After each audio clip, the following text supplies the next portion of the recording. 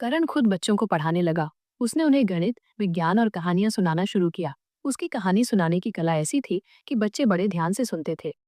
वो अक्सर बच्चों को बेलन वाली चुड़ैल की कहानी सुनाता था, लेकिन उसका अंत ये नहीं होता था कि चुड़ैल की आत्मा को शांति मिल गई।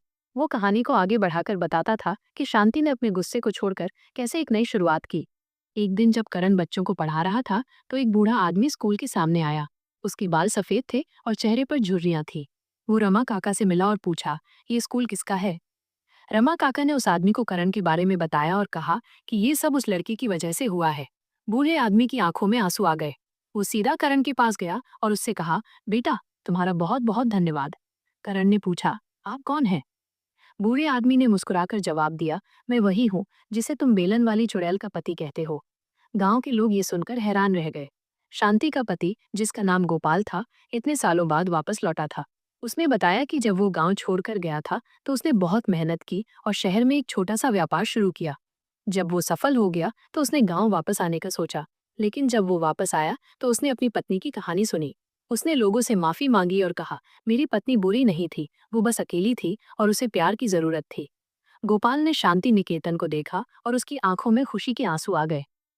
उसने करण को गले लगाया और कहा, तुमने मेरी पत्नी की आत्मा को शांति ही नहीं दी, बल्कि उसके नाम को भी अमर कर दिया।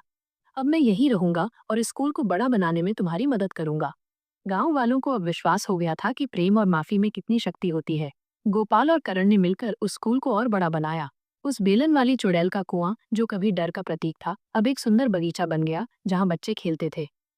गांव में अब कभी कोई कहानी सुनाता था, तो वो कहानी बेलन वाली चुड़ैल की नहीं, बल्कि शांति की नई शुरुआत की होती थी। यह कहानी बताती थी कि एक इंसान अपने गुस्से से नहीं, बल्कि अपने अच्छे कामों से पहचाना जाता है।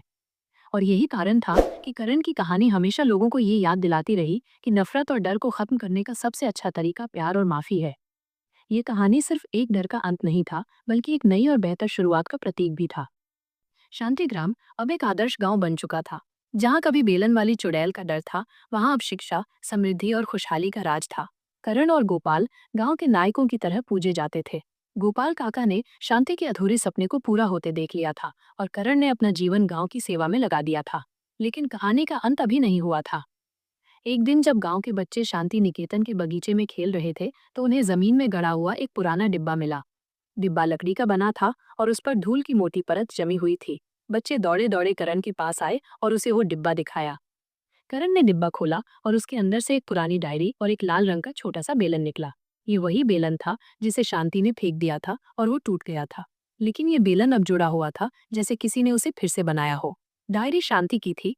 करण ने उत्सुकता से डायरी के पन्ने पलटे। डायरी में शांति ने अपनी पूरी जिंदगी का दर्द लिखा था। उसने लिखा था कि वो क्यों इतनी गुस्सैल थी। उसके गांव में एक जमींदार था जो हमेशा गांव के लोगों को परेशान करता था। जमींदार ने शांति के पति गोपाल को भी बहुत परेशान किया था और उनसे पैसे छीन लिए थे। शांति ये सब देखकर बहुत परेशान थी, लेकिन गोपाल शांत थे और उन्होंने कोई विरोध नहीं किया। शांति ने लिखा था, मैं गुस्से में थी क्योंकि मैं अपने पति को कमजोर होते हुए नहीं देख सकती थी। मेरा बेलन मेरा हथियार था जिससे मैं जमींदार